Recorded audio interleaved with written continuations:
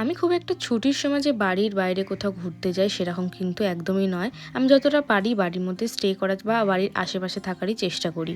গড়িয়ার দিকে আজকে কিছু একটা কাজ ছিল, তাই ঠিক করেছিলাম যাব আর ওখানে গিয়ে কিছু পারলে শপিংও করে আসবো। তো যেমন কথা তেমন কাজ। আর যা গরম পড়েছে এই সময় গড়িয়াহাটে যাওয়া মানে নিজের যত এনার্জি আছে সব লস করে আসা, এটা আমি জানি। তারপরেও এই ভর দুপুরে রেডি হয়ে চলে গেলাম গড়িয়াহাটের দিকে।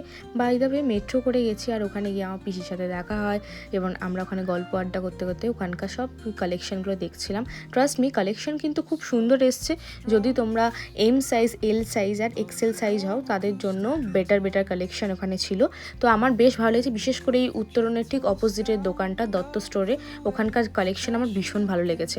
তাছাড়া এখানে ক্রকরিস আইটেমও ছিল। যদি কেউ নতুনত্ব কিছু কিনতে চাও তো ডেফিনেটলি এখানে এসে ট্রাই করতে পারো।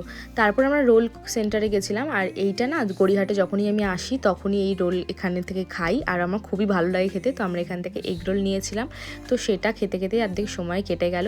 আর ট্রাস্ট মি, যদি গড়িয়াহাট মোড়ে আসো তো ডেফিনেটলি এই রোলের দোকানটা একবার ট্রাই করে দেখো। তাছাড়া গড়িয়াহাট রিলেটেড ভিডিও দেখতে চাইলে ডেফিনেটলি কমেন্টে জানাতে একদম ভুলো না।